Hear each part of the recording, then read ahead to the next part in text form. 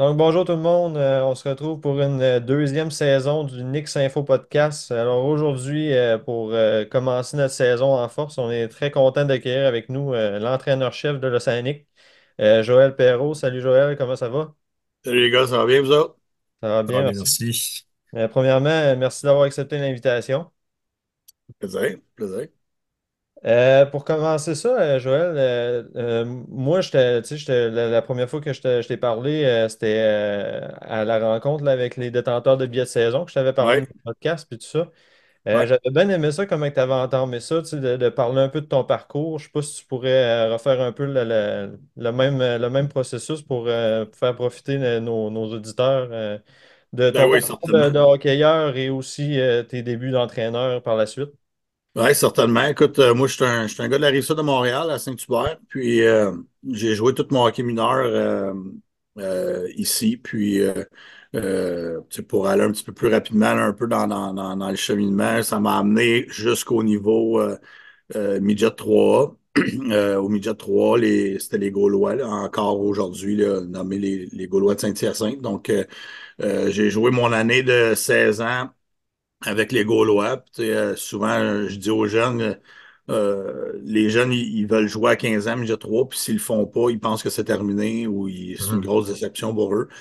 Tu sais, je pense que les choses ont changé un petit peu, mais moi, à l'époque, je n'étais pas ce joueur-là, donc j'avais pas joué à 15 ans. J'étais très petit, chose qui est dure à croire aujourd'hui, mais à l'époque, j'avais pas encore eu ma poussée de croissance. Fait que à 15 ans, j'étais allé jouer au Bantam 2A. J'avais une très bonne saison. Ça m'a permis justement de continuer à me développer. Puis quand je suis arrivé à 16 ans, j'étais pas repêché junior encore. Et puis à l'époque, il faut se souvenir aussi que les joueurs de 15 ans pouvaient seulement se faire repêcher dans le junior majeur pendant les 5 premières rondes. Fait que c'est sûr que tu avais plus de joueurs de 16 ans repêchés là, l'année suivante. Donc, j'ai joué avec les Gaulois de Saint-Hyacinthe. On avait une belle équipe là, pour ceux qui veulent reconnaître des noms un petit peu. Là. Tu sais, on avait un Max Talbot avec nous qui Mhm. lui jouait à 15 ans. On avait un Olivier Michaud dans le filet. Euh, Michael Tessier qui a fini par être repêché national aussi. Fait qu'on on avait des bons joueurs. Puis, tu sais, moi, j'avais une saison, je te dirais, pas facile. Là. J'avais eu ma première vraie blessure. Là. J'avais une fracture de la clavicule qui m'avait tenu à l'écart pendant longtemps. Puis, mais tu sais, j'avais quand même réussi à me faire repêcher en troisième ronde par le Drakkar de Bécomo à la suite de cette saison-là. J'étais revenu, dans le fond, après Noël, fait que ça m'a permis au moins de terminer ma saison, puis montrer un petit peu quel genre de joueur que j'étais. Fait que ça m'a amené à 17 ans en 2000 à m'amener avec le Drakkar. Puis j'ai joué 3 ans avec le Drakkar de Bécomo. Mes années 17, 18 et 19 ans. Après ma première saison à 17 ans, qui avait été une autre année d'apprentissage, là, souvent, tu sais, tu arrives dans un nouveau calibre, tu as des vétérans. Je me retrouvais dans les joueurs plus jeunes de la ligue encore. Là. J'étais pas, il y avait des joueurs de 16 ans, fait que, mais pour moi, à 17 ans, qui n'avaient pas joué beaucoup l'année précédente dans le Jet 3, euh, j'avais un temps de jeu assez limité avec le Drakkar, mais tu sais, c'était beaucoup d'apprentissage. On avait une bonne équipe. On avait des joueurs comme Yannick Lehoux, Marco Charpentier, Charles Inglais. Et puis, on était beaucoup de jeunes qui étaient rentrés en même temps. Fait qu'on savait qu'éventuellement, on était pour avoir un rôle plus important au sein de l'équipe. Puis, quand même, à notre première année, on s'était rendu en finale de conférence là, contre le Titan Academy Batters. On avait perdu en 6 matchs. Euh, Fait que ça a été ma première année junior. Puis après cette première saison-là, j'ai été repêché par les Mighty Ducks d'Anaheim en cinquième ronde, qui étaient à l'époque les Mighty Ducks, maintenant les Mhm. Ducks. Le repêchage était en Floride, ça a été un beau moment. Là. Tu sais, j'avais vécu ça avec ma famille, mon agent, puis sans trop avoir d'attente parce que j'avais pas joué beaucoup. Puis tu sais, j'avais juste joué une année junior. Fait que ça va être une super belle surprise, un beau moment quand j'avais entendu mon nom en cinquième ronde par les Mighty Ducks. Puis ça m'a donné confiance pour continuer mon parcours de joueur. Puis vraiment, ma troisième année junior, ça a été vraiment une saison où que j'ai été capable de m'établir, je dirais peut-être dans l'élite des joueurs, là, en tout cas au minimum au sein de notre ligue à nous. Puis on avait vraiment une bonne équipe. On avait eu 4 marqueurs de 100 points. On avait fini premier au classement général avec le Dracor. Puis on s'était incliné finalement contre Halifax en finale de conférence, encore une fois, en 7 matchs. Ça avait été dur à avaler un petit peu, mais on s'était retrouvé vraiment à la première position ou la deuxième position en demi-finale. Fait que c'était peut-être un petit peu la finale avant le temps. Ouais. Euh, mais tu sais, pendant cette saison-là, vraiment, j'avais été capable vraiment de m'établir comme un joueur qui pouvait vraiment accéder au prochain niveau professionnel. J'avais signé mon premier contrat avec les Mighty Ducks pendant le temps des fêtes. Et puis, c'est ça, la saison suivante, en fait, là, à mes 20 ans, j'ai entamé une carrière professionnelle qui a duré 13 ans, qui m'a permis de voir plein d'organisations, plein de cultures différentes avec des pays. Je suis allé jouer en Europe pendant 5 ans. Avant d'aller en Europe, je me suis promené entre la Ligue américaine et la Ligue nationale pendant 8 ans. Ça a été vraiment une belle ride, comme qu'on dit. Puis en 2016, quand j'ai décidé de prendre ma retraite, j'avais vraiment le goût d'essayer le coaching, mais avec la personnalité que j'ai, pour moi, c'est important de vraiment euh, faire mes preuves, puis comme voir si j'étais pour aimer ça aussi. Fait que j'ai commencé dans du niveau mineur, le Bantam 3, dans mon coin ici au Collège Charlemagne. J'ai fait 2 ans au Bantam 3A. J'adorais le calibre. J'ai adoré commencer à travailler avec cette génération de jeunes que souvent on parle. J'ai fait ensuite 2 autres années au Midget Espoir, encore avec le Collège Charlemagne. Est venue la COVID qui a arrêté les choses un peu pour tout le monde. Moi, ça m'a permis de regarder un petit peu qu'est-ce que je voulais faire aussi avec le coaching. J'ai eu une opportunité d'aller à Saint-Eustache avec les Vikings dans le midget 3A. Fait que c'est une super belle continuité pour moi. Là, après avoir fait le Bantam 3 midget espoir, c'était vraiment de continuer à évoluer là-dedans. Première année au midget 3, ça a été assez compliqué avec la COVID. On n'a fait que pratiquer sans jouer pendant toute la saison. Ça m'a permis de continuer à connaître cette génération-là vraiment dans tout son creux, je dirais, là, parce que tu sais, c'est des jeunes qui étaient mis dans une situation extrêmement difficile. Fait que j'ai vraiment apprécié quand même cette année-là parce que j'ai vraiment eu l'impression de vraiment travailler avec eux autant sur la glace, mais sur le côté psychologique. Ensuite, les 2 saisons suivantes, on a eu des très belles saisons avec les Vikings. Ma dernière, en fait, on a fini avec seulement 5 défaites. On a fini au premier au classement général. Les séries étaient un petit peu différents cette année-là. Puis ça a fait en sorte que le match de demi-finale, c'était un match sans lendemain. Fait qu'on s'est incliné malheureusement après avoir gagné nos 2 premières séries 3-5 contre Amos et Laval. On s'est incliné contre les Gaulois de Saint-Hyacinthe qui avaient une très belle équipe, qui avait les 2 premiers choix au total avec des noyés quittés. Un certain Dominique Pilote qui joue pour moi maintenant avait marqué en prolongation. Et puis tu sais, ça a été décevant pour les joueurs de finir de cette façon-là, mais en même temps, on a tellement eu une belle saison que tout le monde était quand même satisfait de la façon qu'on s'était comporté pendant l'année. Puis après la saison, je commençais à songer un petit peu à regarder au niveau junior majeur. Je suis pas le genre de gars qui veut aller cogner aux portes pour faire un peu du PR, ben pas du PR par rapport à moi-même. Là. Fait que j'ai des connexions à le hockey, puis je savais qu'à un moment donné, il y aurait des opportunités qui s'ouvriraient pour moi. Euh, Ça a été assez rapide après notre saison. Carl Mallette m'a contacté pour voir si j'avais un intérêt. C'est un gars que je connaissais. C'est un gars pour qui j'ai beaucoup de respect. Je partage beaucoup la même philosophie que lui par rapport au hockey. Puis il m'a demandé si ça m'intéressait. Donc, j'ai signé 3 ans comme assistant coach avec Victoriaville. Pour moi, c'était que la continuité normale, un peu dans le cheminement que j'avais. J'avais jamais été assistant coach, mais je sais que j'ai plus une personnalité d'entraîneur-chef, mais je me disais que ça va être bon pour mon Ça développement peut être bon, c'est ça. Ouais. d'entraîneur aussi. Tu sais, ça va me faire faire d'autres choses. Euh, Puis, ben, la vie fait drôlement les choses que peut-être, je dirais, en dedans de 1 mois après avoir signé avec Victoriaville, il y a environ entre 7 et 9 entraîneurs qui ont soit été congédiés, soit montés ou soit changé de rôle dans différentes ligues. Je commençais à me poser la question si je n'avais pas signé trop vite un petit peu avec Victoriaville. Encore là, un petit peu comme je viens de dire tantôt, j'ai pas cogné aux portes de personne. Puis Danny Dupont m'a contacté au début juillet, je pense, ou peut-être là, une semaine après le mois de juillet avait débuté. Et puis, il m'a demandé si j'étais intéressé à faire partie du processus.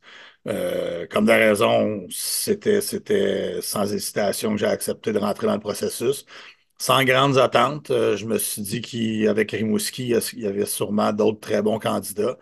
Et puis, après deux, trois rencontres, on m'a offert la job, puis je me suis lancé là-dedans. On dit souvent qu'il faut sortir de sa zone de confort. Puis clairement, c'est quelque chose que j'ai fait l'an dernier. J'ai laissé la famille en arrière, puis on a pris la décision que je sautais là-dedans à pleine vitesse. Puis après un an, je suis capable de dire que j'ai clairement été euh, en dehors de ma zone de confort, mais j'ai appris énormément. J'ai été très bien supporté par les entraîneurs là-bas, l'organisation. Puis je pense que je suis un meilleur entraîneur aujourd'hui après avoir passé une saison. Puis là, avant de sauter à ma prochaine question, j'ai plein de questions qui sont venues dans ma tête. Tu as parlé de Dominique Pilote, que Ouais. tu étais contre lui. Puis est-ce qu'il t'en parle un peu des fois, maintenant que tu es son entraîneur? Est-ce qu'il t'en parle un peu du but Ben, que. je dirais la première fois qu'on en a parlé, c'est moi qui en ai parlé. Je pense que Ah, Dominique, peut-être qu'il sentait une petite restriction par rapport à en parler, mais non, moi j'ai beaucoup de respect pour Dominique, pour les joueurs. Tu sais, je veux dire, c'est un grand moment, puis il a marqué un but dans une situation de pression, puis ouais. ça fait la force des joueurs de hockey élite. Dominique est certainement un de ces joueurs-là, mais où on s'est taquiné un petit peu par rapport à ça, c'est sûr. Puis aussi, tu as parlé là, de l'année, ta première année comme entraîneur midget, que vous avez juste pratiqué pour un entraîneur. Comment qu'on vit ça de pas être derrière le banc puis coacher un match? Ben, c'était dur, surtout parce qu'on avait beaucoup de restrictions par le gouvernement. Fait que, tu sais, Mhm. c'était pas qu'on ne pouvait pas arriver à l'aréna puis vraiment faire comme que nous, on aurait voulu le faire vraiment. J'étais très chanceux d'avoir des jeunes extrêmement disciplinés, extrêmement passionnés. Euh, Encore là, j'avais des jeunes que j'ai revus avec l'Océanique. J'avais Maël Saint-Denis, Maxime Coursol, qui ont été repêchés par l'Océanique cette année-là en première ronde. J'avais un Mathis Aguilar qui était avec l'organisation jusqu'à Noël dernier. Euh, non, honnêtement, le plus dur, c'était vraiment de voir euh, l'effort que les joueurs mettaient. Mais qui pouvait pas Puis, l'exploiter. ouais, puis on savait aussi un peu, sans dire que tu fais ça pour rien, parce que tu fais jamais rien pour rien, là, je pense que ça a été quand même profitable pour ceux qui ont fait le plus d'efforts, c'est ceux qui ont été récompensés par la suite, là, ça c'est officiel. Mais c'est quand même dur de dire à un jeune, continue, tu vas voir, on va recommencer à jouer bientôt quand que tout le monde sait clairement que Ouais. les chances sont assez minces, là. Puis là, je vais sauter à ma vraie question finalement. Tu as parlé de ton repêchage brièvement, de la LHJMQ avec Bécomo, puis de la Ligue nationale avec Anaheim. Comment tu as vécu les deux moments? Ça a été quoi un peu les différences? C'est sûr qu'il y a une grosse différence d'envergure entre le junior et le professionnel, mais comment tu as vécu ça? Ouais. Ben moi, oui, c'est vrai qu'il y a une grosse différence tu sais, de calibre là, Ouais. la Ligue nationale, c'est la Ligue nationale, c'est un rêve pour pas mal tous les joueurs de hockey quand ils sont tout petits, mais tu sais, avant le draft de la Ligue nationale, j'ai jamais pensé à ça. Puis junior, pour moi, ça a été un moment que je m'attendais pas à ça. Avec la saison que j'avais eue, je savais que j'étais pour me faire probablement repêcher. Mais j'avais pas de. J'étais pas un gars de première ronde. J'étais pas un high profile qu'on dit. J'étais pas le joueur que tout le monde s'arrachait. Puis je savais que si j'étais pour avoir mon opportunité quelque part, j'étais pour tout donner que ce que j'avais à donner. J'étais un joueur qui était discipliné dans sa façon de faire. Puis j'avais eu une année difficile qui était une blessure. Ben, pour moi, c'est pas quelque chose qui m'avait vraiment ébranlé. J'ai été chanceux d'avoir un gars comme Steve Ahern à l'époque qui était avec le Dracard de Vekoma comme entraîneur des gardiens, qui était également entraîneur des gardiens avec les Gaulois de Saint-Hyacinthe. Donc, il Mhm. avait vu un peu quel genre de personnalité que j'avais, comment que j'avais surmonté mon obstacle de blessure pendant la saison. Il m'avait vu aussi jouer plus Potentiel. souvent avec d'autres équipes. Donc, je pense que ça l'a grandement aidé. Euh, dans la décision du raccord, ça c'est officiel, parce que pour sortir en troisième ronde, pour un gars qui avait joué une quinzaine de games, je peux Hum. dire que j'étais quand même surpris. Je pense qu'après ça, c'était à moi de faire ce que j'avais à faire, puis ça s'est j'ai une belle carrière avec moi. Puis pour Euh, la Ligue nationale, excuse, pour la Ligue nationale, tu sais, c'est sûr que encore là, tu n'as pas d'attente. Pour moi, j'avais pas d'attente quand j'étais allé là. J'étais listé. Euh, c'est tout nouveau. Tu ne sais pas exactement comment que ça va se passer. J'étais avec mon père, mon frère, mon agent. Ma mère ne voulait pas venir parce qu'elle avait peur qu'il y ait une déception, que je ne sorte pas, puis c'est correct. Tu sais, on a toute notre façon de dealer avec ces situations-là. Pour Le moi, c'était téléfilm important. devait être beau par la suite, après, plus tard. Ouais, ben c'est ça, C'est ça. exactement. Tu sais, autant que tu peux avoir des bas, mais le haut, il était vraiment agréable. Puis ça a été un moment très spécial. Tu sais, c'est vraiment, là, tu réalises que, OK, là, tu vas avoir une opportunité de te mesurer vraiment au meilleur. quand tu étais joueur, y a-tu un joueur en particulier à qui t'aimais te comparer ou qui t'inspirait, que tu regardais jouer, puis Ben, ouais, c'est ça, en étant québécois, on va régler ça tout de suite. Je me comparais pas à lui, mais j'aimais beaucoup le regarder, c'est Mario Lemieux. Ouais. Euh, Parce que il était Mario Lemieux, honnêtement. Puis c'est sûr que moi, en étant un grand joueur droitier, des fois, j'aimais me dire dans ma tête que je pouvais essayer de faire des affaires comme lui faisait, mais tu sais, Mario Lemieux en a juste un. Mais tu sais, c'est un parmi tant d'autres joueurs, là. J'ai eu la chance de me faire coacher par Wayne Gretzky. J'ai joué contre des joueurs exceptionnels. J'ai joué avec des joueurs exceptionnels aussi. C'est la plus belle chose du hockey, c'est la rencontre de personnes exceptionnelles, puis aussi de jouer contre des talents incroyables. Puis c'est vraiment ça que j'ai été capable de faire pendant une dizaine d'années. Puis, tu sais, justement, tu disais, t'aimais bien voir jouer Mario Lemieux. Si j'avais à te demander un joueur que tu as le plus appris, de qui tu as plus appris dans ta carrière de joueur, ce serait qui? Puis là, tu te dis aussi que tu avais été coaché par Wayne Gretzky. Ouais. Ça peut-tu être un gars de qui tu as appris beaucoup en étant joueur? Ben, appris beaucoup, je vais dire appris un peu parce que j'ai pas été non plus un gars qui était hyper régulier Ah, au niveau de la Ligue nationale. Il a été très bon pour moi, Wayne Gretzky, parce qu'il m'a donné vraiment une vraie chance. Tu sais, il m'a donné de la glace importante quand j'étais avec lui. Donc, c'est une personne que j'ai beaucoup appréciée, ça c'est officiel. Pendant que j'étais là-bas, j'ai fait la connaissance d'un être humain extraordinaire qui est Shane Doan, qui est un joueur de hockey oui. extraordinaire aussi. Lui, je pense qu'il a pris beaucoup de place dans ma façon de me comporter avec les autres parce que c'est quelqu'un qui a des qualités humaines exceptionnelles. Puis, mais tu sais, t'en prends un petit peu de partout, de ces choses-là. Tu croises tellement de bonnes personnes, tu croises tellement de monde différent que pour moi, c'est important de rester moi-même, mais de aussi regarder qu'est-ce que les plus vieux, comment ils se comportent. là, on va revenir un petit peu à l'Océanique, parce que t'es là en tant que coach aussi. Ouais. T'en as parlé brièvement tantôt. T'as une première saison de fête à la barre de l'équipe. Si on faisait un petit récapitulatif, un petit retour sur ta première saison, ça serait quoi tes impressions de ta première saison? Puis comment tu as évolué au cours de la saison? Puis comment tu trouves que les joueurs ont évolué au cours de la saison avec toi dans ce processus-là? Ben, pour moi, c'est sûr que quand je suis arrivé, il y avait beaucoup d'inconnus. Il y avait des joueurs avec qui que j'avais déjà côtoyé, que je savais que je pouvais me servir un petit peu côté euh, relation avec les autres aussi.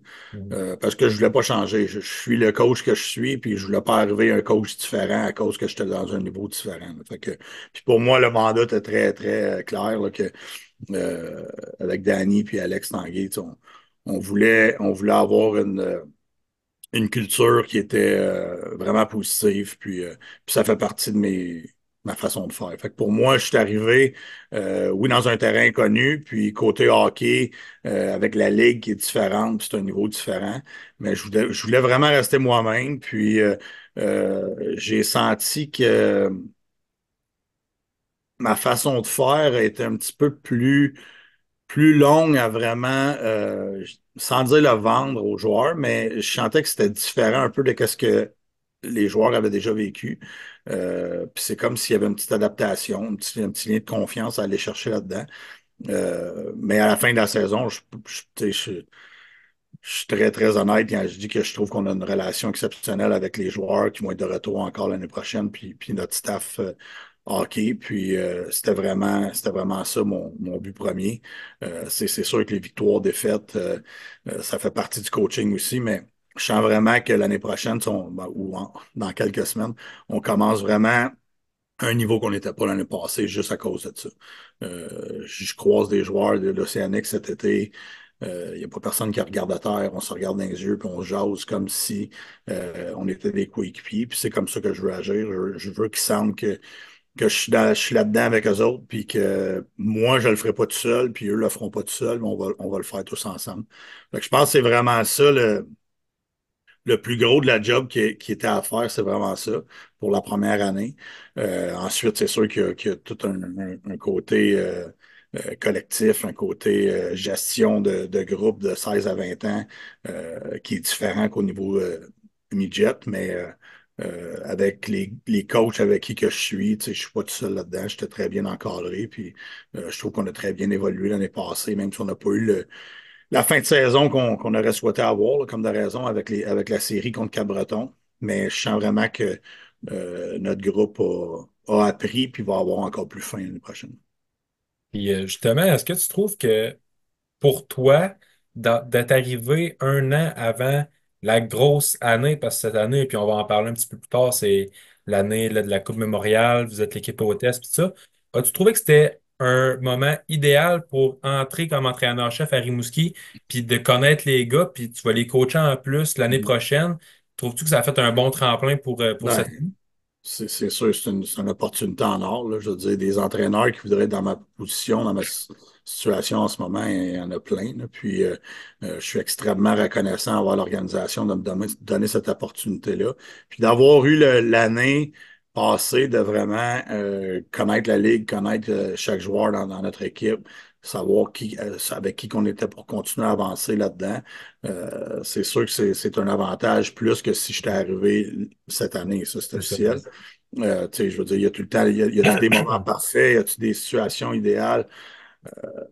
Non, je pense pas. Fait que pour moi, ça a été vraiment d'amener ma philosophie à moi, puis continuer à évoluer là-dedans. Puis il y a des choses que probablement j'ai faites en début que je referais pas. Puis il y a des choses que j'ai faites que pour moi, c'était la bonne façon de faire. Mais tu sais, c'est du hockey. Il y a des erreurs dans toutes les situations. Dans un match de hockey, il y a des erreurs. Dans notre façon de gérer certaines situations, il y a des erreurs. Mais je pense que quand on est honnête puis qu'on donne tout ce qu'on a à donner, le positif va ressortir. Puis c'est un peu dans ce sens-là que je trouve que pour avoir parlé à la majorité de nos joueurs là, depuis la fin de la saison, tout le monde a vraiment hâte là, de revenir. Puis pour Ouais. moi, ça, c'est très positif quand tu as le goût de retourner à l'aréna. Ça veut dire qu'on fait les choses de la bonne façon. Ça s'en vient en plus bientôt, là, pas juste les joueurs, les partisans. Moi puis Zach, on est deux gros partisans. On a nos billets de saison. Fait qu'on a bien hâte de voir ça. Ben, c'est sûr, c'est une grosse saison. Puis, tu sais, les attentes vont être là. Il va y avoir un élément stress pour les joueurs, pour les Mhm. entraîneurs. Puis ça va être de tout gérer ça. Puis j'ai toujours dit que cette gestion-là d'émotions commence par nous, les entraîneurs, même en haut de nous, les propriétaires, le GM.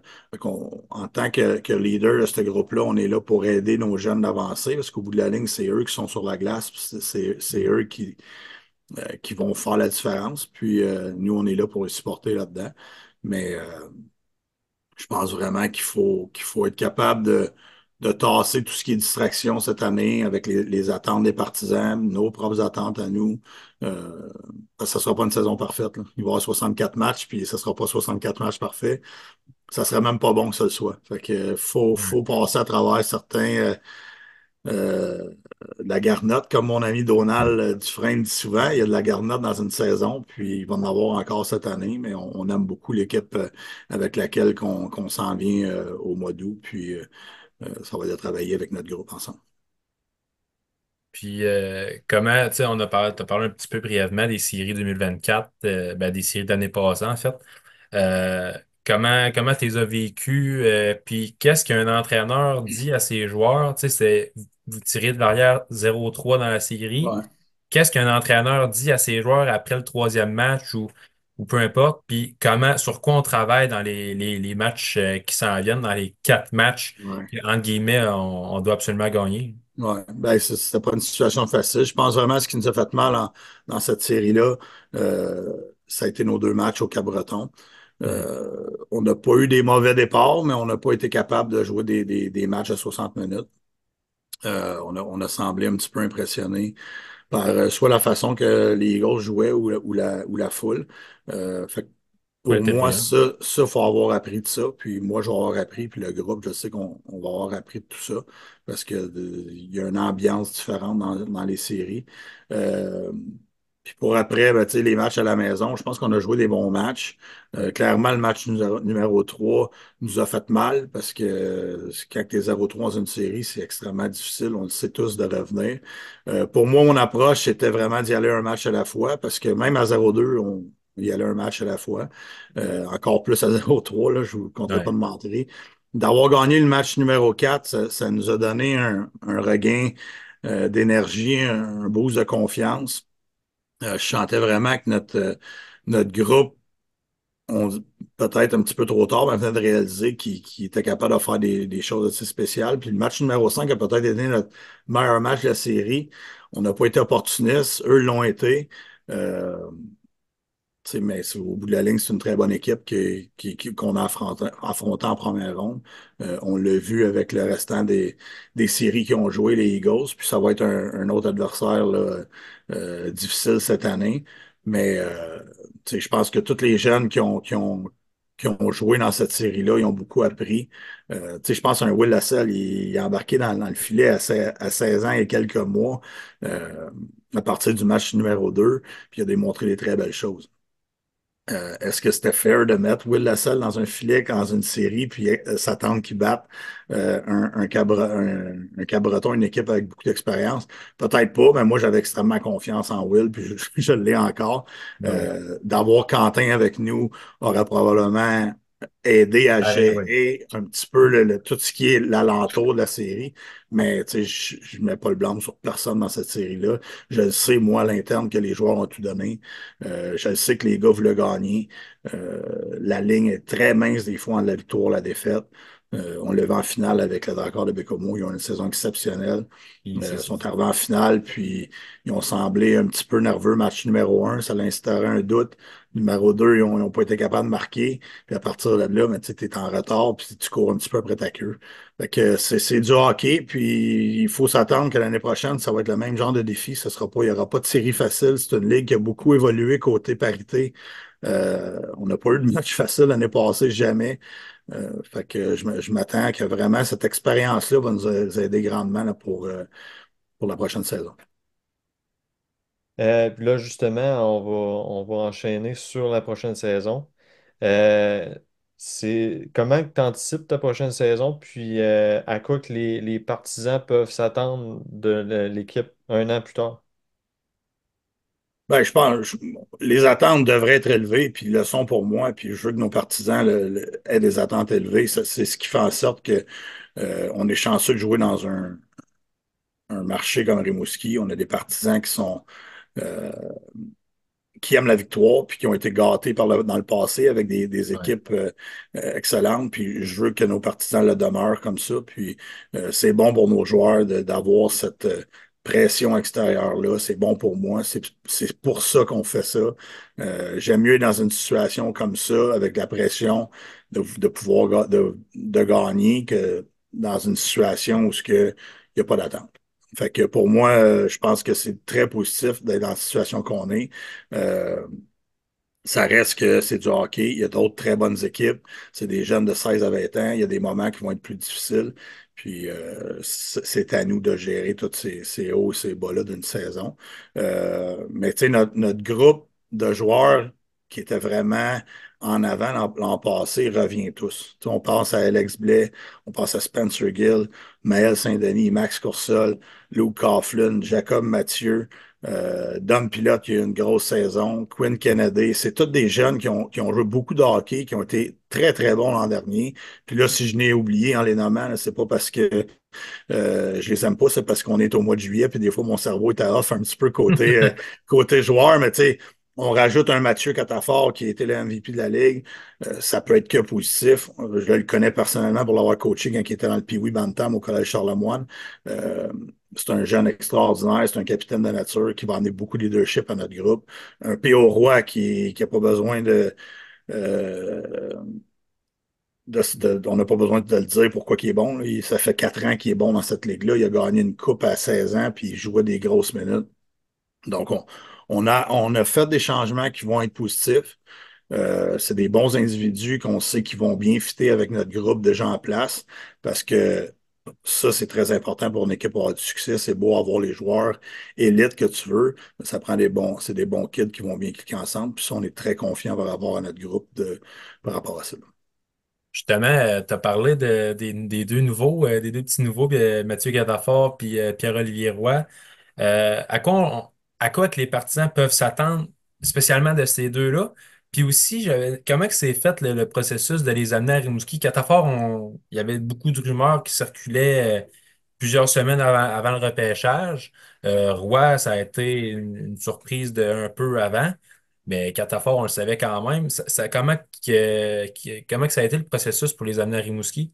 Ben, tu sais, ça, je vais t'avouer, c'est plus Danny là, qui est Ouais. dans le processus. Là. C'est sûr qu'on discute souvent, là, moi puis Danny, puis on a une très belle relation par rapport à ça. Puis, euh, tu sais, pour Mathieu, je le connais, ça fait longtemps. Là. Je l'ai amené au Jeux du Québec en tant que underage, là, que joueur de première année dans notre équipe. Puis, euh, c'est un kid que j'ai beaucoup de respect, qui s'entraîne avec nous l'été. J'ai une académie de hockey ici dans la région de Montréal.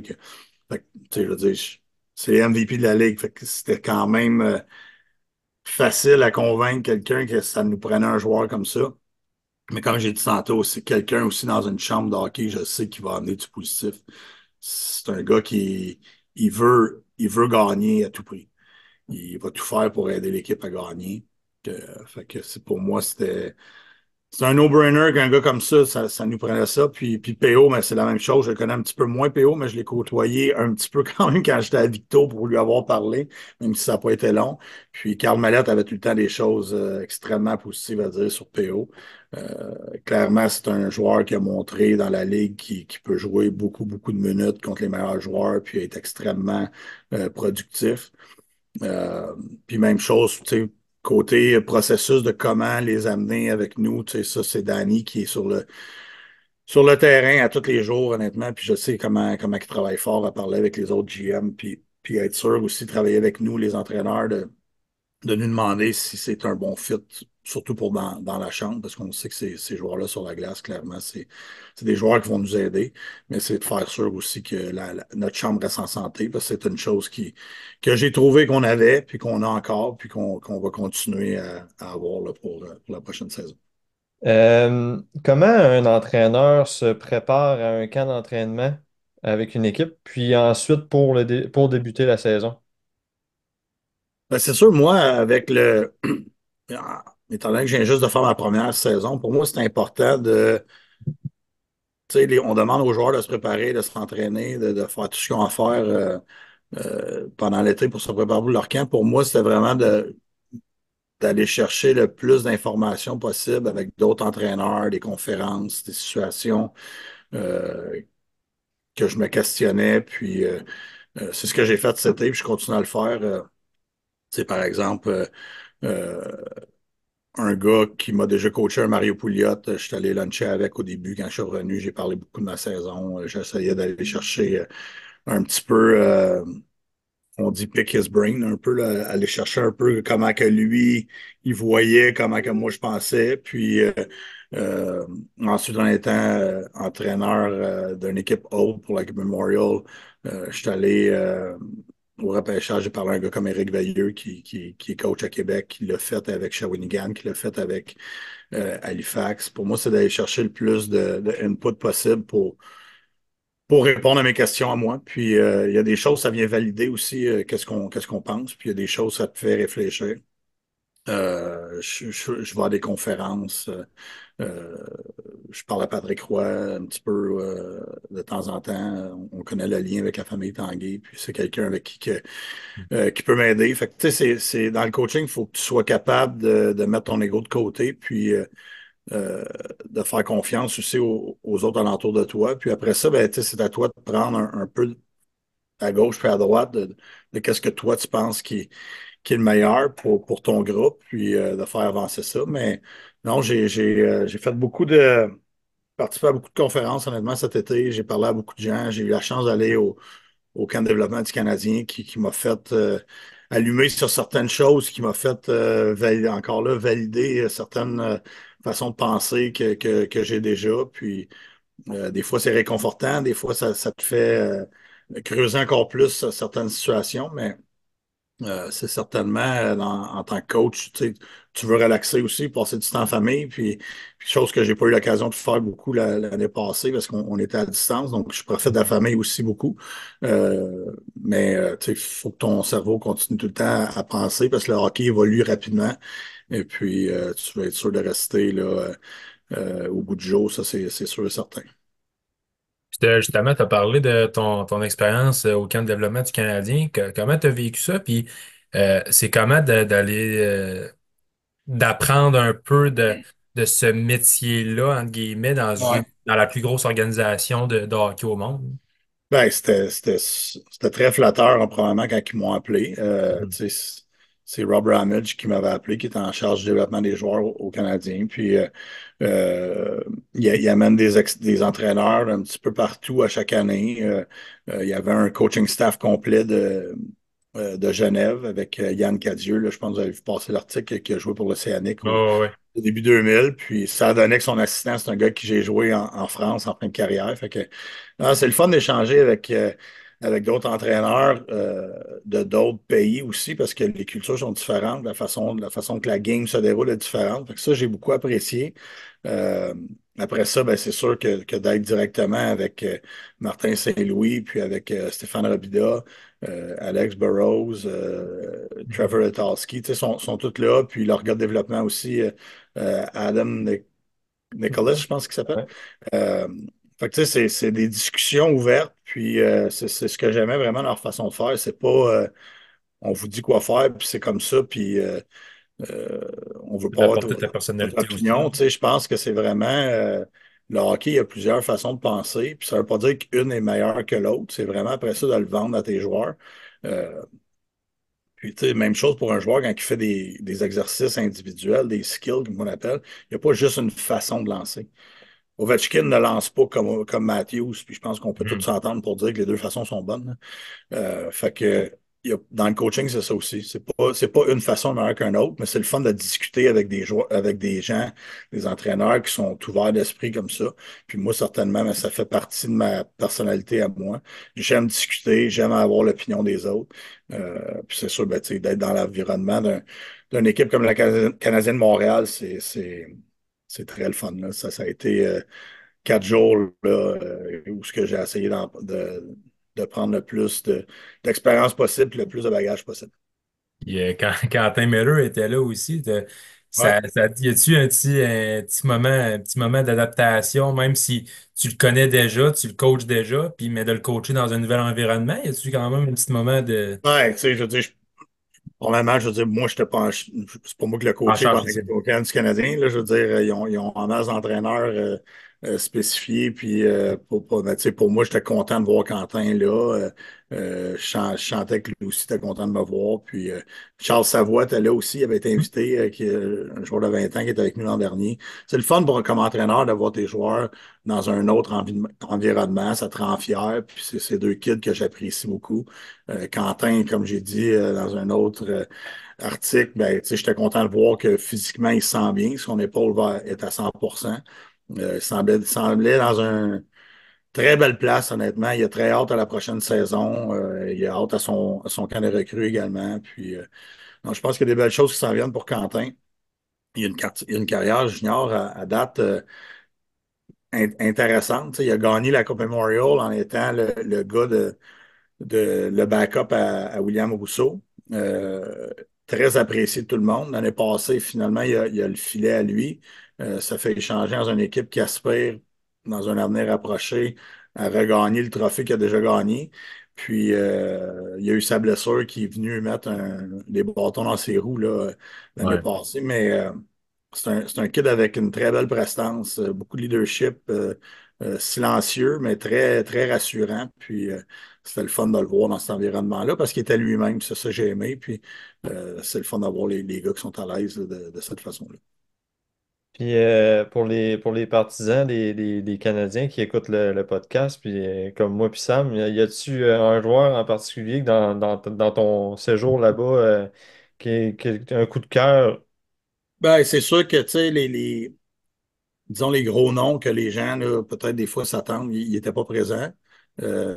Mais un gars que moi j'ai trouvé très impressionnant là, pour un jeune de 18 ans, c'est le jeune Age. Ouais. Je pense que c'est Michael Age, si je ne me trompe pas. Ouais. Très impressionnant, là. Je veux dire, clairement, c'est un joueur de première ronde. Je savais qu'il était pour avoir du talent. Je ne le connaissais pas du tout. Puis un jeune qui a l'air passionné, qui travaille extrêmement fort, très réceptif. Tu sais, des fois, c'est pas facile pour un joueur non plus. Tu arrives dans un environnement, puis il y a beaucoup d'entraîneurs. Il y a clairement les entraîneurs du Canadien que tu veux absolument écouter, mais là, sur la glace, il y a beaucoup d'autres gens qui sont là, puis eux autres le savent que c'est pas des gens de l'organisation. Très respectueux, mais tu sais, dans la majorité, là, même le frère à Chekai, là, j'oublie son prénom, Orion. Florian Chekai, impressionnant comme joueur, très bon jeune, beaucoup, très fort physiquement. Je pense que c'est un gars que la Game Pro va bien lui servir. Mais beaucoup de talent, honnêtement, beaucoup de jeunes joueurs là, qui m'ont impressionné. Le petit Josh Nadeau qui était là sur un try-out, on connaît l'histoire un petit peu avec son frère qui nous appartient. Puis Josh a été très impressionnant comme joueur invité également. Fait que, en espérant qu'il parle bien du coach de l'Océanique à son frère.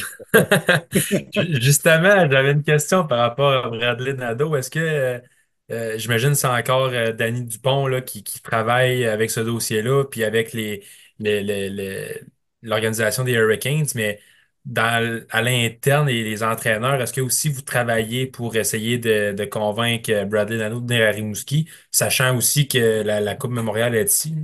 Ouais, ben moi, non, je peux pas dire que moi, je travaille pour convaincre le jeune. Je veux dire, je l'ai rencontré l'an dernier. Là, je ne fais pas de cachette. L'an dernier, après avoir été engagé, je l'avais rencontré parce que là, Mhm. les deux joueurs nous appartenaient, Josh et Bradley. Mhm. Euh, mais tu sais, le jeune, clairement, je veux dire, il a un potentiel énorme puis il a un futur extrêmement grand dans le monde du hockey. C'est un choix de première ronde. Il a déjà signé son contrat d'entrée avec la Caroline.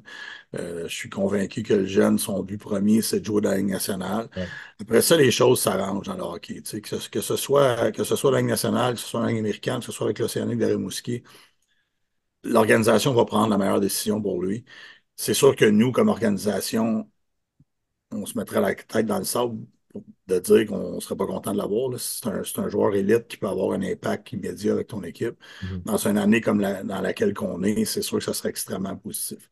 Après ça, je veux dire, je ne peux pas parler pour le jeune, puis je sais que si j'avais 18 ans, je suis dans la situation qui était, mon but premier C'est serait de jouer avec difficile. la Caroline, puis c'est bien correct comme ça. Fait que, on va voir là, qu'est-ce que le futur va nous réserver. Euh, Comment, toi, en tant qu'entraîneur, t'as appris que Rimouski allait être équipe hôtesse de la Coupe Memorial? Ça a-tu été de la même manière que tout le monde? J'imagine que non, à l'interne. Non, mais c'est ça, j'ai probablement appris un petit peu avant les autres. Et, tu sais, moi, là, la plus belle chose, je trouve que quand tu es vraiment alentour d'une équipe ou dans une organisation, c'est de voir tous les gens qui travaillent fort pour toutes les situations différentes. Puis, tu sais, c'est sûr, moi, je suis l'entraîneur. Souvent, on me voit après les matchs parler. Danny Dupont, il y a le GM, il va parler aussi. Il y a tellement de monde alentour de ça. Puis, euh, je pense tout de suite à JP Bérubé, puis Frédéric Pelletier, qui ont travaillé tellement fort dans la mise du cahier de charge, puis tu sais, je le sais que les gens probablement à Shawinigan ont travaillé tout aussi fort, puis c'était le fun de les voir récompensés. Je suis content pour la ville, je suis content pour l'organisation, avec Alex Tanguay aussi qui était avec eux pour travailler dans tout ça. C'est gros comme réussite d'avoir vraiment la Ligue canadienne qui te donne le tournoi de la Coupe Memorial, mais j'ai aimé ça de voir vraiment tous les efforts qui étaient mis là-dedans. Puis c'est le fun après ça de les voir être récompensés. Mais tu sais, c'est Alex Tanguay qui m'a appelé. La veille, je pense que ce soit rendu public. Puis c'est sûr qu'il y avait une très belle fierté de son côté pour son organisation. Puis moi, ben, c'est sûr qu'être entraîneur dans une situation comme celle-là, comme j'ai dit tantôt en début d'entrevue, il y a beaucoup d'entraîneurs qui voudraient être à ma place. Ouais. Puis je suis extrêmement reconnaissant de la confiance que l'organisation me donne. Comment, tu sais, y a-tu une pression de supplémentaire qui vient sur les épaules de l'entraîneur de dire, ben, pour avoir une équipe compétitive, ben, j'imagine, tu sais, il va en avoir une assurément, mais y a-tu une pression supplémentaire de performance Ouais, pour c'est l'équipe? sûr. Oui, oui, c'est sûr. Puis, je l'ai dit tantôt, faut que nos partisans continuent à avoir des attentes. Puis c'est Ouais, correct. Puis les attentes que les partisans ont, j'en ai peut-être encore plus. Fait que, comme entraîneur, tu sais que tu as une équipe pour performer. Ensuite, toi, ta job, c'est de la faire performer. Les joueurs sont là pour t'aider. Puis quand je dis que c'est pas le travail d'une seule personne, puis d'un seul joueur ou d'un seul entraîneur, c'est exactement ça. Moi, je vais travailler avec les joueurs. Notre staff, on va travailler avec les joueurs vont travailler avec nous, puis on va avancer là-dedans. C'est la seule façon de fonctionner pour moi. C'est pas moi qui vais arriver, puis je vais avoir une idée en me levant un matin, puis dire à mes joueurs, c'est comme ça qu'on va faire les choses. On a travaillé depuis l'an dernier, depuis que je suis arrivé, à changer la façon de faire, à amener ça à mon image à moi. On a modifié les choses en cours de route, c'est officiel. C'est de continuer à évoluer là-dedans, c'est de continuer à discuter avec le staff d'entraîneurs, le staff hockey, continuer à discuter avec nos leaders dans l'équipe, à être sûr qu'on continue à faire les choses de la bonne façon. Et après ça, les résultats, c'est les joueurs sur la glace. Nous, on est là pour les mettre dans la meilleure position possible. Puis on veut avoir le succès. On veut que nos joueurs soient en avant puis aient le succès. Puis après ça, c'est eux qui vont dicter la chose. Bon, c'est sûr que ça amène beaucoup d'attentes, de pression. Moi, pour moi, je trouve que c'est une très belle chose dans le hockey. C'est à ça que tu carbures. Je pense que quand tu carbures pas trop à ça, habituellement, tu n'as peut-être pas le succès là, que tu voudrais avoir. Tu as parlé un peu de comment que tu voyais les choses, puis comment que tu voyais ça avec les joueurs. Mais toi, en tant que personne, comment tu te décrirais comme entraîneur?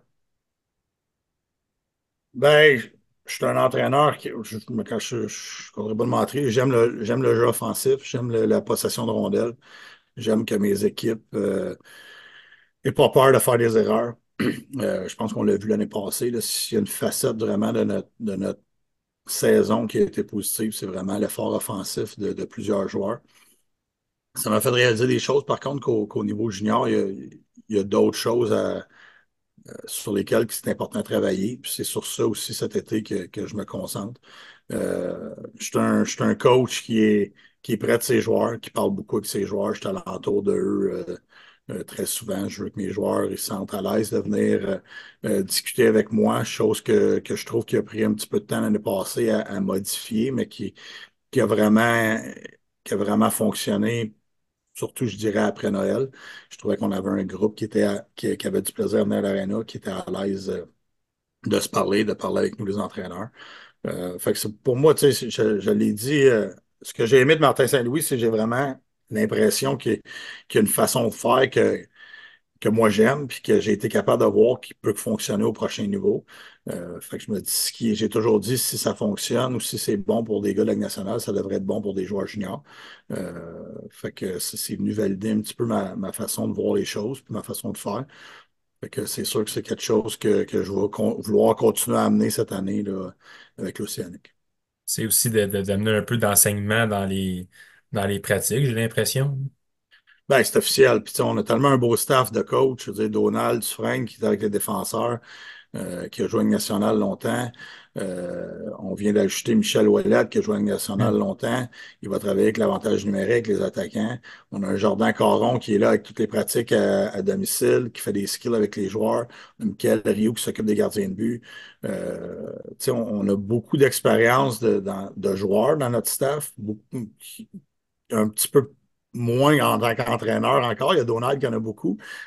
Moi puis Michel, puis Jordan, on est un petit peu plus jeune en côté expérience, en coaching, mais je pense que notre bagage de joueur vient vraiment là, euh, balancer tout ça. Puis, mais c'est sûr que dans les pratiques, c'est important aussi que chaque entraîneur ait ses choses à faire. Puis, euh, faut que les joueurs, après ça, c'est à eux de mettre les efforts. Puis ça vient d'où, là? On y va plus personnel. Ça vient d'où ta passion pour le hockey? Puis qu'est-ce qui a fait en sorte que tu décides de poursuivre ta carrière en tant qu'entraîneur après ta carrière de joueur? Ben, le hockey, ça a tout le temps été une passion, là, honnêtement, de plus longtemps que je me souviens. J'ai toujours joué. J'ai un frère plus Mhm. vieux qui jouait. J'ai tout le temps été sur une glace, là.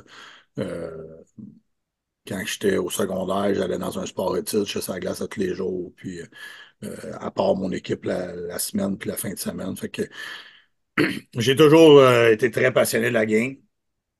Quand que je jouais, plus que je vieillissais, j'ai eu des rôles souvent un peu de grand frère avec des plus jeunes joueurs Mhm. dans la game américaine, là.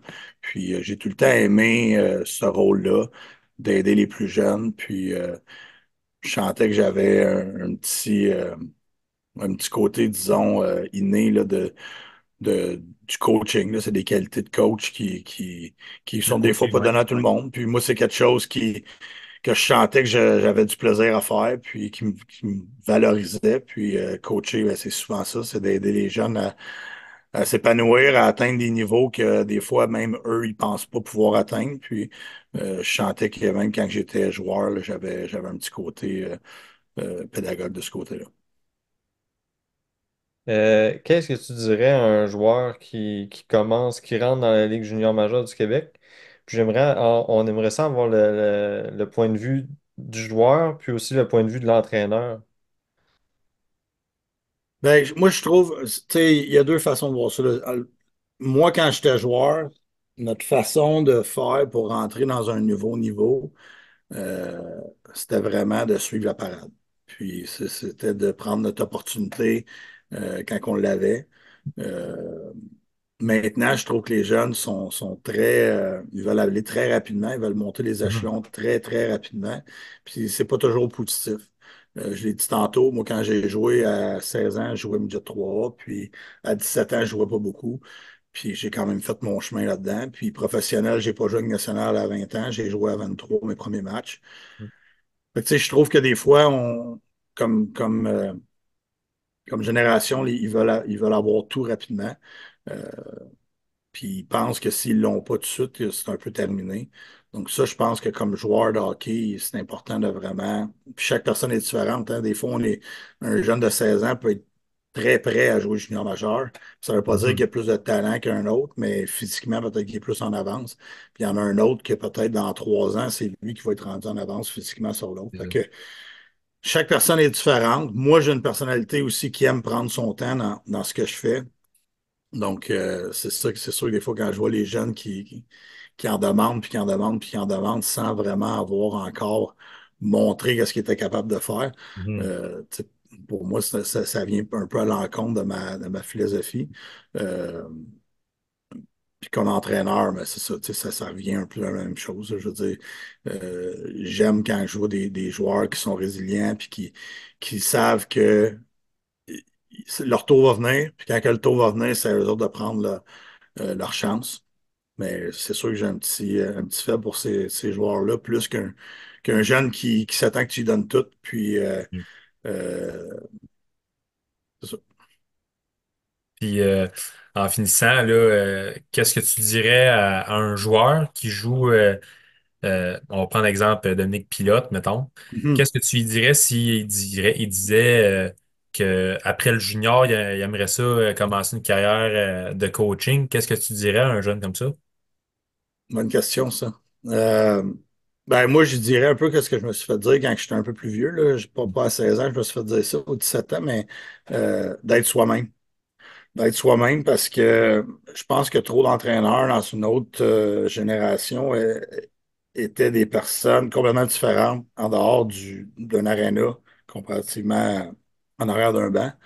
Puis je me l'ai fait répéter souvent quand que je jouais, quand que je posais des questions justement à des entraîneurs, puis c'est souvent ça qu'ils disaient. Tu sais, oui, t'as le droit d'écouter qu'est-ce qu'un Paul Maurice il dit aux médias, tu as le droit d'écouter qu'est-ce que Martin Saint-Louis dit, tu as le droit d'écouter qu'est-ce que l'autre entraîneur dit, mais au bout de la ligne, il faut que toi, tu crois vraiment qu'est-ce que toi, tu vas dire, parce que sinon, les joueurs vont le ressentir, puis c'est de le dire à ta façon à toi. Donc, c'est d'être vrai, c'est d'être naturel, euh, puis c'est de croire vraiment à ce que tu fais. Tu sais, je le répétais souvent l'année passée, on a eu une saison qui était souvent avec beaucoup de hauts et de bas, puis tu sais, sans avoir de grosses slumps, on n'a jamais vraiment eu non plus de grosses séries de victoires. Puis je répétais souvent à nos joueurs que quand on part de l'aréna, des fois, on va avoir un doute. Est-ce qu'on fait les choses de la bonne façon? C'est important de le croire que oui, on fait les choses de la bonne façon. Ouais. Euh, puis je le faisais, je le disais à mes joueurs, mais je le faisais moi aussi. Puis il y a des soirs que je partais, puis je me disais, tu sais, tu te poses des questions, est-ce que c'est vraiment la bonne façon de faire? Puis je me forçais vraiment à me convaincre, puis dire, oui, c'est cette façon-là, reste toi-même, reste avec ta même ligne de pensée, puis les choses vont s'améliorer, vont éventuellement continuer à travailler fort comme de raison, comme peu importe si c'est un joueur ou un coach. Mais non, je pense que le coaching, c'est de vendre vraiment tes idées à des joueurs. Fait que donc, il n'y a rien de mieux que d'être soi-même là, quand tu veux faire ce genre de choses-là. C'est de garder ta confiance. Tu parlais de se convaincre qu'on fait les choses de la bonne façon. Ça donne aussi beaucoup de confiance, j'ai l'impression. Ben, c'est sûr. Puis, tu sais, intérieurement, tu le sais si tu fais les bonnes choses. Si tu t'entraînes pas, puis tu te couches tard, Ouais. t'as beau te dire que tu travailles fort, toi, intérieurement, tu le sais. Fait que c'est sûr que ta confiance, elle s'améliorera pas ou elle viendra pas plus grande. Mais si tu fais tous les petits détails, puis tu t'entraînes, puis tu te couches de bonne heure, puis comme entraîneur, tu fais du vidéo, puis tu rencontres tes joueurs, puis tu prépares tes pratiques adéquatement. euh, Est-ce que ça va toujours être parfait? Non. Mais tu sais que tu as fait ce que tu avais à faire du mieux que tu pouvais le faire. Euh, Puis je pense que c'est comme ça qu'une confiance peut s'augmenter. Ben, on aurait pu parler encore longtemps. C'est déjà la fin du podcast. Merci beaucoup, Joël, Désolé, les gars. d'avoir accepté l'invitation. Puis, Puis, Sam, avant que tu oui, conclues, je voulais juste dire, je voulais vraiment te remercier, Joël. Je voulais vraiment t'avoir comme invité. Parce que quand on est allé à la rencontre des billets de saison, moi, j'avais vraiment adoré ta petite conférence avec les partisans. Puis je OK. trouvais vraiment que, moi, je vais être bien franc, là, je trouvais vraiment que ma perception de toi, qui était pas mal avant, mais a vraiment été améliorée avec cette conférence-là. Puis je Mhm. trouvais vraiment que comment je pourrais dire, c'était vraiment bonifiant pour les partisans d'apprendre à te connaître. Puis c'est pas avec un simple petit point de presse d'après le game qu'on va apprendre à Non, connaître la non, personne c'est Joël ça. Perrault. ben, c'est sûr. Puis tu sais, je l'ai répété souvent, puis tu sais, quand tu arrives comme un nouvel entraîneur, c'est comme une blonde qui arrive dans une nouvelle relation ou un chum qui arrive dans une nouvelle relation. Puis c'est pas que l'autre n'était pas bon avant, là. Clairement, c'est pas le cas parce que Serge Beausoleil, c'est tout un homme de hockey puis il était là longtemps pour une raison. Fait que c'est sûr que moi qui arrive, il y a des gens qui sont encore, euh, tu sais, Le ils stick and s'ennuient de feel. Serge, puis c'est correct, là. Puis moi, je suis pas là pour faire changer cette mentalité-là. Pour moi, c'est vraiment de montrer mes couleurs à moi. Puis, comme j'ai dit tantôt, il y a pas une façon qui est meilleure que l'autre. Après ça, c'est de croire en qu'est-ce que toi tu fais. Puis, je suis convaincu qu'on va être capable de continuer à le montrer aux gens. Puis, je trouve que ça prouve aussi à quel point que les gens de Rimouski, c'est des partisans fidèles, loyaux. Puis, je suis extrêmement choyé d'être avec cette organisation-là. Puis justement, là, je vais poser une dernière question avant de finir. Tu as parlé un petit peu là, de oui, les partisans peuvent être un petit peu déçus de ne plus voir Serge Boussalet qui est là. Puis écoute, je vais être honnête, j'ai vu des commentaires sur Facebook, c'était l'enfer. Des fois, il y en a qui critiquaient beaucoup ton travail, puis je comprends pas parce que honnêtement, de mon œil de partisan, tu as fait un travail extraordinaire. On a appris à te connaître en tant qu'entraîneur. Tu es un entraîneur qui était calme puis tout ça. Comment tu as vécu peut-être avec ces critiques-là que tu as eues envers toi? Ouais. Ben, tu sais, je vais être honnête, je veux dire, les critiques, je les ai déjà lues, mais je les lis pas toujours, là, parce qu'à un Non, moment c'est ça, donné, ouais. je pense pas que c'est une bonne façon euh, d'avancer là-dedans. Mais tu sais, même si je ne l'avais pas lu, j'étais très conscient dans quel rôle que je m'en venais. Puis Mhm. c'est quelqu'un qui a fait des bonnes choses avec l'organisation. Il a gagné, puis Ouais, il était là longtemps. Puis je me suis fait souvent poser la question, puis ma réponse est toujours la même. Je n'étais pas là pour prendre la place de personne. J'étais là pour arriver puis coacher une équipe de hockey. c'est ça. Il y a des moments que c'était dur, mais c'était plus les critiques que moi je m'imposais, pour être bien honnête. Les gens ont tout le temps été très, très polis, très respectueux quand on me croisait, disons, au centre d'achat, au restaurant. Ouais, Puis, tu sais, les gens qui vont faire des critiques, ils ont le droit, je veux dire, c'est leur opinion. Moi, je suis pas là pour changer l'opinion de 10 000 personnes. Je veux dire, je m'attends pas que tout le monde m'aime. Je sais qu'il y en a qui vont apprécier ce que je fais, il y en a qui l'apprécieront pas. Puis, au bout de la ligne, ça revient à ce que je disais tantôt. C'est vraiment quand tu pars de l'aréna, vraiment d'être d'accord, confiant que ouais. ce que tu fais, c'est ta façon de faire, puis c'est la bonne façon de faire. Puis la journée que tu commences à douter, puis vraiment à changer ton fusil d'épaule ou changer ta façon de faire, je pense que c'est là que tu peux te perdre, puis tu deviens moins bon vraiment là, dans ce que tu fais. Mais ça fait partie, euh, ça fait partie d'avoir une job avec le public un peu. Là, tu sais, il y Ouais, a des partisans, puis je suis convaincu qu'un gars comme Martin Saint-Louis a des commentaires encore plus difficiles que moi je peux avoir eu. Mais non, ça a été une expérience extraordinaire pour moi pour ma première saison. Puis je pense que ma deuxième saison va être encore plus belle parce que là, je sais vraiment à quoi m'attendre. J'ai eu plus de temps pour me préparer aussi. L'année passée, c'est ouais. venu très rapidement pendant l'été. Mais j'ai très hâte là, qu'on puisse commencer notre deuxième saison ensemble. Bon, ben, parfait. Ça pouvait pas mieux conclure ce podcast. Encore une fois, merci beaucoup, Joël, d'avoir accepté notre invitation. Ça fait Puis, plaisir. on te souhaite évidemment là, tout le succès possible cette année. Puis, on va se revoir là, au Colisée. Si on a la chance de se croiser, ça Ben va être oui, n'hésitez au Colisée. pas à venir me saluer, ça va me faire plaisir. Bonne chance avec votre podcast, continuez à faire du bon Merci. travail, c'est très, Ça très fait, ça gentil fait, de ça fait m'inviter. 2 ans environ, 1 an et demi, 2 ans qu'on a cette page-là. Puis, depuis C'est l'été good. passé qu'on fait des podcasts. Fait que, on, Lâchez pas. On a commencé ça, puis on va te souhaiter également déjà un bon tournoi de la Coupe Mémoriale. On sait déjà que tu vas être là devant les partisans. Fait que Beaucoup de matchs à jouer avant ça, mais oui, merci beaucoup, ouais, c'est gentil. ouais, c'est ça. Je pense pas que l'objectif, je pense pas qu'on pense tout de suite à la Coupe Mémoriale. Pas trop vite, non, pas trop Pas vite. trop vite. Fait que merci encore, Joël. Merci à tous Merci les gars. d'avoir Merci. regardé ce podcast. Puis on se retrouve pour une deuxième épisode du Nix Info Podcast. Merci à tous.